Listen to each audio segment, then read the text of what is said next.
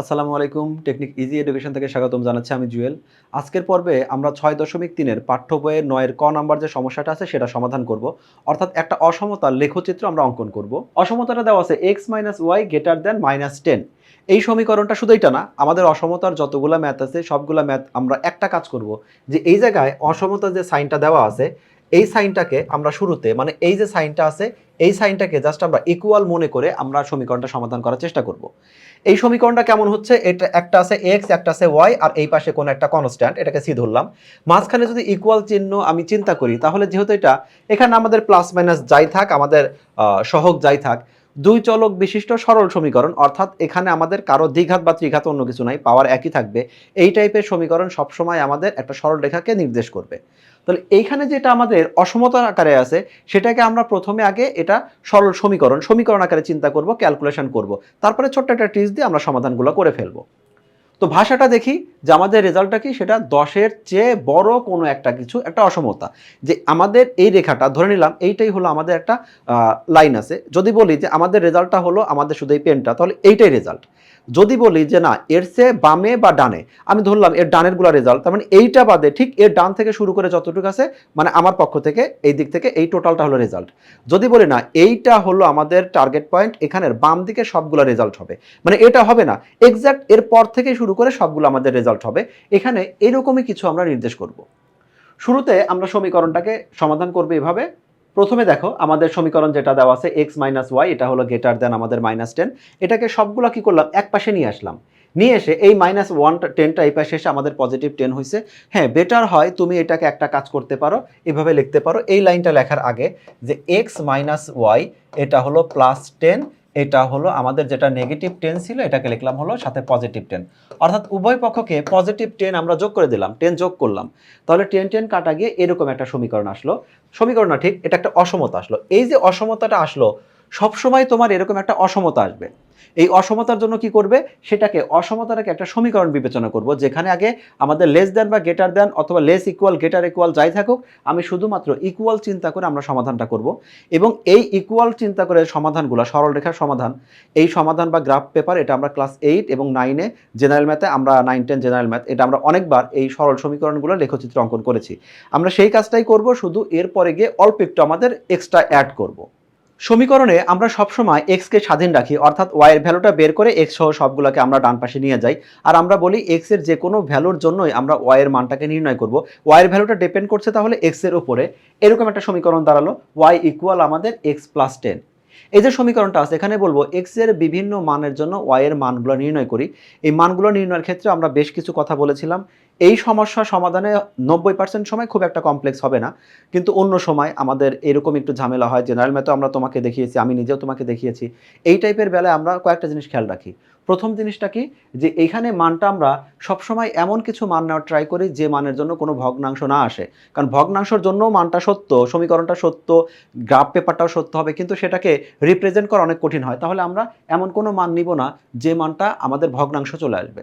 দ্বিতীয় কথা হলো, এখানে আমরা এমন কোনো মান নিব না যে অনেক ডিফারেন্স তৈরি হয়। আমি একটা নিলাম -7, পরেরটা নিলাম হলো +70। কথাটা সত্য, রেজাল্টটা সত্য, কিন্তু এত বড় ডিফারেন্সের ভ্যালুটা তোমার গ্রাফ পেপারে রিপ্রেজেন্ট করা খুবই মুশকিল হয়ে যাবে। তাহলে মানগুলো রাখবো আমরা খুবই কাছাকাছি। তৃতীয় কথা ছিল, যদি কখনো আমাদের সমাধান হয় সেক্ষেত্রে আমরা একটা কমন ভ্যালু নেই, একটা সমাধান বিন্দুটা নিয়ে নেই, সেটা সমাধানের সময় আমি আবার বলবো। তো আপাতত দেখি এখানে আমরা 3টা মান নিয়েছি, যে আমাদের -3, -7 আর হলো -5। তুমি এখানে যে কোনো ভ্যালুই ধরতে পারো, ইভেন 0 ধরাটা আরও ভালো, সেক্ষেত্রে তোমাদের মানটা ক্যালকুলেশন ছাড়াই বের করা যাবে। প্রথমটাতে যদি আমরা সবগুলা মান কিন্তু বসাবো হলো এই যে সমীকরণটা আছে, এই যে আমাদের এইটা, এই সমীকরণটা তুমি লিখেও দিতে পারো, সেটাকে সমীকরণ 1 দিয়ে যদি দিয়ে রাখো তখন বলবো সমীকরণ 1 হতে x এর বিভিন্ন মানের জন্য y এর মান নির্ণয় করি। অনেক সময় লেখা থাকে x এর সুবিধাজনক মানের জন্য y এর মান নির্ণয় করি। যে কথাটা বলো সেটাই সঠিক। তাহলে এখন আমরা যদি x এর পরিবর্তে -7 বসাই, -7 এর জন্য +3 পাচ্ছি। আমি পজিটিভ সাইন দিছি, তোমাদের দেওয়ার দরকার নেই। তাহলে -7 এর জন্য পজিটিভ আমরা 3 পাচ্ছি। একইভাবে যদি আমরা এখানে -3 ধরি, তাহলে y ইকুয়াল এখানে আসছে x এর ভ্যালুটা শুধু হবে -3 দ্বারা রিপ্লেস হচ্ছে, এটা +10, তাহলে রেজাল্টে থাকছে আমাদের +7। একইভাবে যদি আমরা এখানে -5 দেই তাহলে একটা +5 পাচ্ছি। তাহলে এক্ষেত্রে আমাদের স্থানাঙ্কগুলো হচ্ছে একটা -7 +3 -3 +7 -5 +5 যেগুলো আমরা লিখে নিলাম। এই যে 3টা বিন্দু পাচ্ছি, এই বিন্দুগুলোকেই আমরা এখন লেখচিত্রে স্থাপন করব। কিন্তু কি করব? বিন্দুগুলোকে স্থাপন করলে আমাদের x - y + 10 = 0 এই যে আমাদের AB সরলরেখার একটা আমরা লেখচিত্র পাচ্ছি। কিন্তু আমাদের ম্যাথ যেটা শুরু হইছে, এখানে কিন্তু দেখো লেখচিত্রটা পাবো কিন্তু এই সরলরেখার। কিন্তু ম্যাথ শুরু হয়েছিল কিন্তু আমাদের এখানে একটা অসমানের রেজাল্ট কিন্তু আমরা পাবো না। সরলরেখার সমাধানটা পাবো।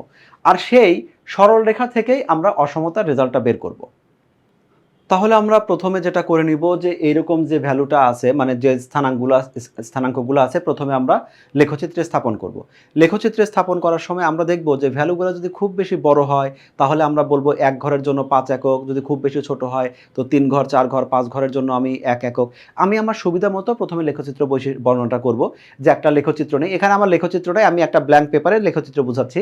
তোমাদের লেখচিত্রে প্রথমে তুমি যে x y দিবে, যেখানে y অক্ষর মানটা হলো উপর নিচে আর x অক্ষ আমাদের এরকম ভূমির সমান্তরালে যাবে। তো সেটাই বলে নিব যে আমরা x ও x প্রাইম, এখানে একটা কথা হলো আমরা লিখব কিন্তু যেখানে x ও x প্রাইম এটা নিব এবং একই সাথে বলবো y ও y প্রাইম, কিন্তু y কে আগেই লিখব না। y কে এই জন্য লিখবো না কারণ আমাদের যেটা লিখবো ওর উপর যদি কোনো দাগ চলে যায় সেক্ষেত্রে ঝামেলা। আমরা গ্রাফ পেপার শেষ করে তারপর লিখবো। ধরো এইখানে আমি একটা লিখলাম হলো, এখানে আমি ও বিন্দু দিলাম আর বিন্দুগুলো বসানোর পরে দেখলাম বিন্দুটা এইভাবে চলে আসছে। এই যে ও এর উপর দিয়ে চলে গেল, এটা দেখতে খারাপ দেখা যাবে, সেজন্য ও আমরা আগে দিব না, আমরা দাগ কমপ্লিট করার পরে তারপরে দিব। তাহলে আমাদের বাম দিকে হলো এক্স পজিটিভ, ডান দিকে হলো এক্স নেগেটিভ, উপরের দিকে ওয়াই পজিটিভ, নিচের দিকে ওয়াই নেগেটিভ। এই বিন্দুগুলো যে আছে সরলরেখা মনে করে আমি আগে বিন্দুগুলো বসায় নেই। তাহলে প্রথমটা হলো এক্স এর জন্য -7, ওয়াই এর জন্য +3। তার মানে এক্স যাবে বাম দিকে, ওয়াই যাবে হলো আমাদের পজিটিভ উপরের দিকে। তাহলে এখানে আমাদের 1 2 3 4 5 6 7 আর এখানে ধরে নিলাম +3 ধরে নিলাম হলো এইখানে, এই একটা বিন্দু পাওয়া গেল। তারপরে একটা আছে -3 +7, তাহলে -3 +7 ধরলাম সেটা হলো এই বিন্দু। আর একটা আছে হলো -5 +5, 3 এর জন্য 7 যদি হয় -5 আমার 5 আসবে এতটুক, +5 এতটুক, এই তিনটা। এবং তুমি শতভাগ নিশ্চিত থাকো এই তিনটা বিন্দু স্থাপন করার পরে সরল রেখাই হবে। যদি কোনো কারণে সরল রেখা না হয় তাহলে বুঝবে তোমার ক্যালকুলেশন বা বিন্দু স্থাপন কোথাও না কোথাও ভুল হয়েছে। তো এই বিন্দুগুলো যখন যোগ করব, যোগ করার পরে একটা আমাদের সরল রেখা পাওয়া যাবে। অবশ্যই একটা সরল রেখাই পাওয়া যাবে। এখন এতক্ষণ আমরা ক্যালকুলেশন করে যেটা করলাম, এখানে একটা সরল রেখার লেখচিত্র করলাম। যদি কোনো সরল রেখা হতো তাহলে তার অ্যান্সারটা এখানেই শেষ হয়ে যেত, কিন্তু এখানে কোনো সরল রেখা না, এটা একটা অসমতা।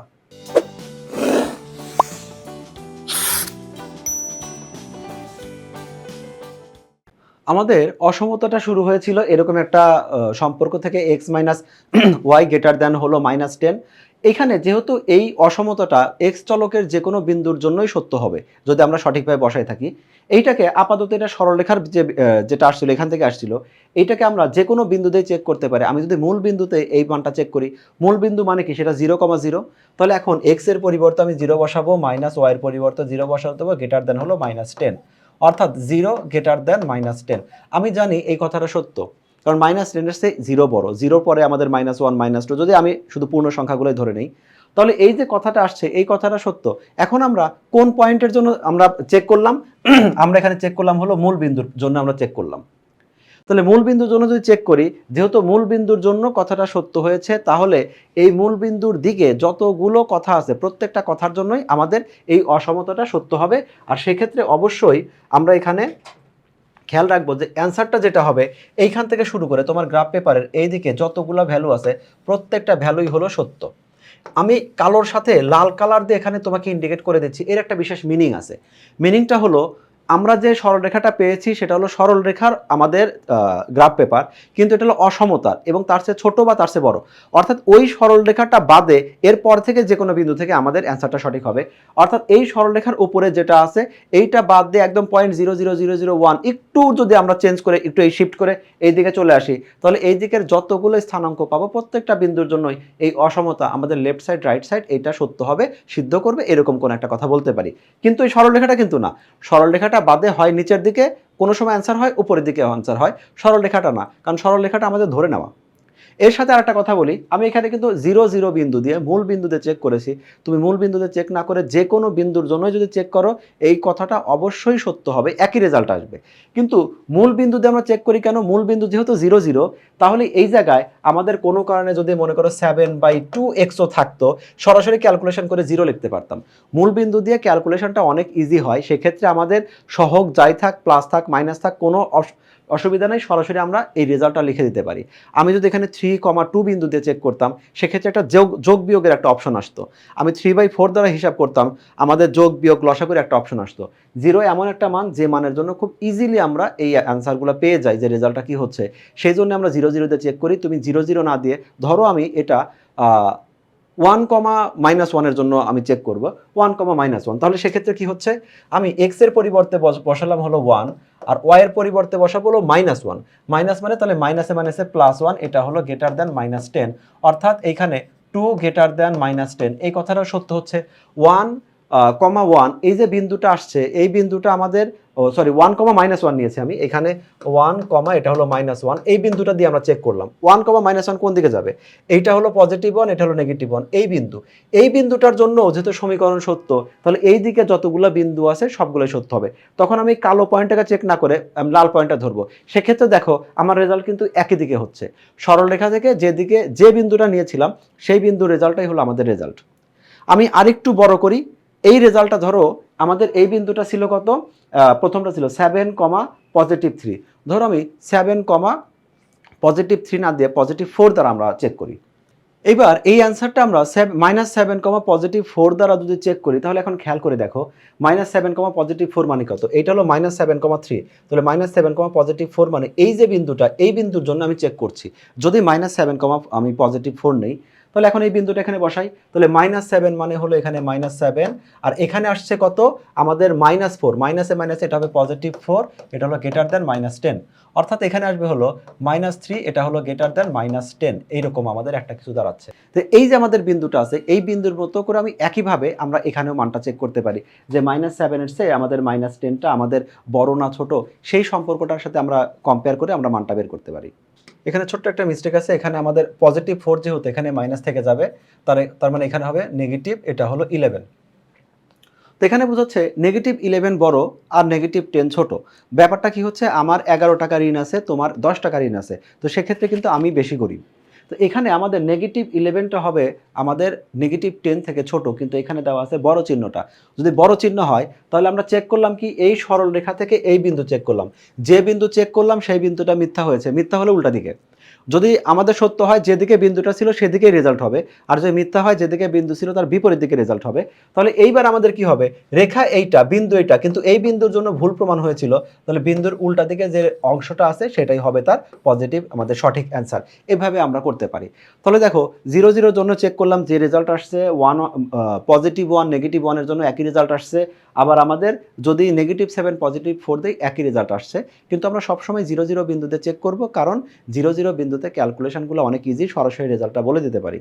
কিন্তু কখনো যদি রেখাটা মূল বিন্দু দিয়ে যায়, ধরো আমি এমন একটা রেখা নিলাম যেটা হলো মূল বিন্দুতে চলে গেল, সেক্ষেত্রে তো মূল বিন্দুতে চেক করতে পারবো না, কারণ অলরেডি লেখাটা মূল বিন্দুর উপরেই আছে।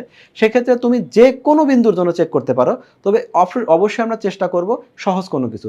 মূল বিন্দু যদি 0 0 আছে, আমি 0,1 নেই, 0,-1 নেই, মানে হিসাবটা 0-র কাছাকাছি থাকলে, 0-তে থাকলে ক্যালকুলেশন অনেক ইজি হয়, এইভাবে আমরা সমাধান করতে পারি। তাহলে এবার আমরা চলে যাই আমাদের গ্রাফ পেপারে। দেখো আমি শুরুতে এই কাজটাই করলাম। আমাদের প্রথমে কি করা হয়েছে, এই জায়গায় যে স্থানাঙ্কগুলো ছিল সরলরেখার মতো করে বিন্দুটা বসাইছি, সরলরেখাটা নিছি। তারপরে কি করলাম, এটাকে যে কোনো বিন্দুর জন্য চেক করা যায়, আমরা 0 0 বিন্দুতে চেক করলাম। এই 0 0 বিন্দুর জন্য দেখলাম সমীকরণটা সিদ্ধ হচ্ছে, অর্থাৎ এর সত্যতা হচ্ছে। সত্য মানে হলো এই সরলরেখা তাহলে যে বিন্দুর জন্য চেক করেছে, অর্থাৎ মূল বিন্দু, এর দিকের সকল বিন্দুটাই হবে সত্য। অর্থাৎ এই যে ইন্ডিকেট করা আছে, এইখানকার যে কোনো বিন্দুর জন্যই আমাদের যে সমীকরণটা আছে না, এই যে অসমতাটা আছে, এই অসমতাটা সত্য হবে। এইটা রিপ্রেজেন্ট করাই আমাদের ম্যাথটা শেষ। ফাইনালি তুমি একটু এখানে কথাগুলো বলে দিবে।